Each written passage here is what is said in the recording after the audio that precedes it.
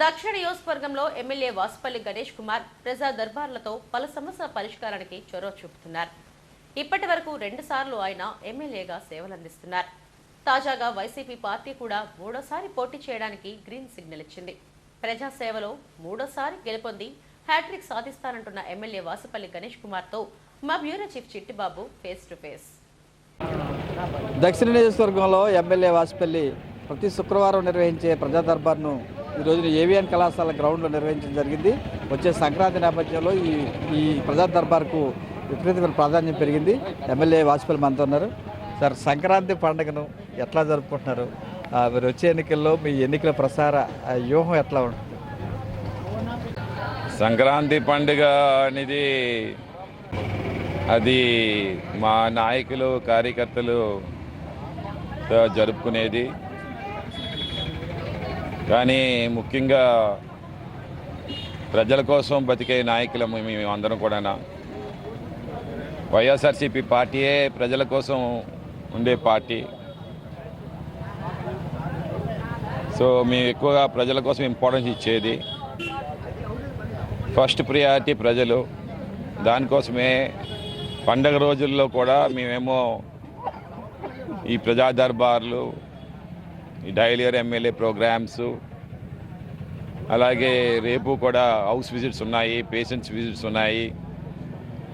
ఇవన్నీ కూడా నిత్యం జరిగే ప్రోగ్రామ్స్. మా ప్రిపరేటరీ ఫర్ ది ఎలక్షన్స్ జరుగుతూ ఉంది. సో దాని మూలాన ఈ పండగ చెప్పాలంటే మిశ్రమంగా ఉంటుందని చెప్పి నేను తెలియజేస్తా ఉన్నాను.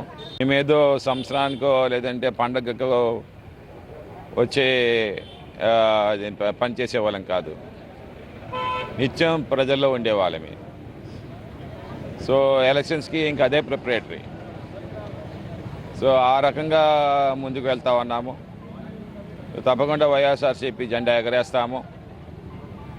ఈ సౌత్ కాన్స్టిట్యున్సీలోని అత్యధిక మెజార్టీతో ఏమో గెలుస్తాం.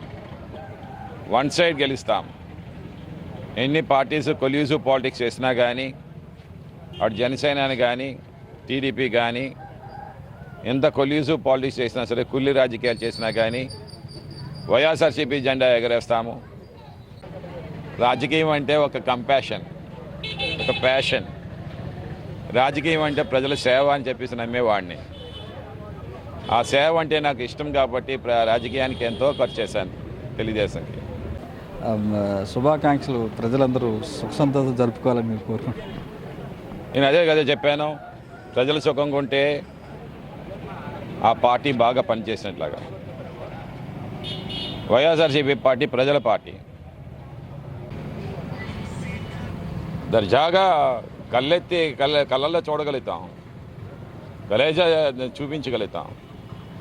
సో ఆ రకంగా ఆ అధినాయకుడి నాయకత్వంలో మనం పనిచేస్తున్నాం కాబట్టి మా ప్రతి నాయకుడికి కూడా ఆ యొక్క జెండాకు ఉండే పౌరుషం ఉంటుంది.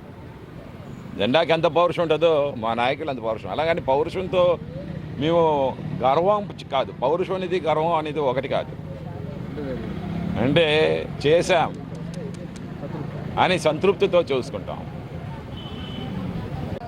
కౌగిలించుకుంటాను. 18 సంవత్సరాలు రాజకీయం చేసిన వాడిని, నాకు అనుభవం ఉండదండి. నాకు మళ్ళీ గెలవాలనుకుంటే ఏ రకంగా గెలవాలి అనేది నాకు అవసరం ఉండదు. ప్రతి ఒక్క ఓటు కూడా అవసరం ఉండే వాడి నాయకుడిని నేను ఎవరినైనా ఎందుకు వదులుకుంటాను అది చెప్పండి ఒకసారి. సో వదులుకునే ప్రసక్తే లేదు. 100 మంది కోసం కొంతమందిని 10 మంది నాయకులు పోతా ఉన్నారంటే ఒకరిని వదులుకుంటాను, కానీ 10 మంది నాయకులను వదులుకోను.